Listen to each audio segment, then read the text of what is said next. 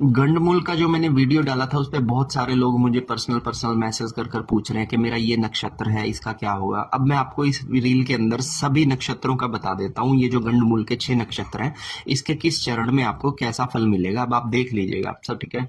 सबसे पहला मैं बताता हूँ, अश्वनी नक्षत्र के पहले चरण में जो बच्चा पैदा होगा वो अपने पिता को कष्ट देता है, ठीक है।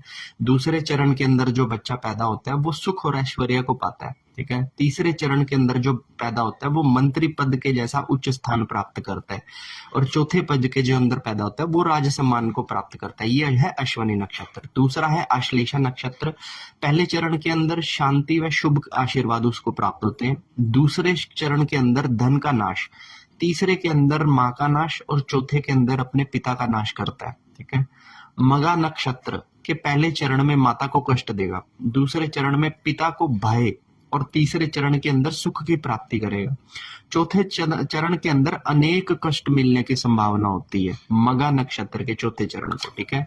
उसके बाद ज्येष्ठ नक्षत्र भी मूल के अंदर आता है। अगर आप इसके पहले चरण में आते हैं तो बड़े भाई को कष्ट होते हैं, दूसरे चरण में आते हैं तो छोटे भाई को कष्ट होते हैं, तीसरे चरण में आते हैं तो माता का नाश होता है, और चौथे चरण में आते हैं तो पिता का नाश करता है ज्येष्ठ नक्षत्र, ठीक है। अगला है मूल नक्षत्र। मूल नक्षत्र में पहले चरण में अगर आप होते हैं तो पिता के नाश की संभावनाएं बनती हैं। दूसरा चरण होता है तो धन के नाश की संभावनाएं बनती है। तीसरा चरण होता है तो माता का नाश करता है, और चौथा चरण होता है तो सुख व शांति की प्राप्ति होती है, ठीक है। रेवती नक्षत्र आखिरी नक्षत्र गंडमूल का।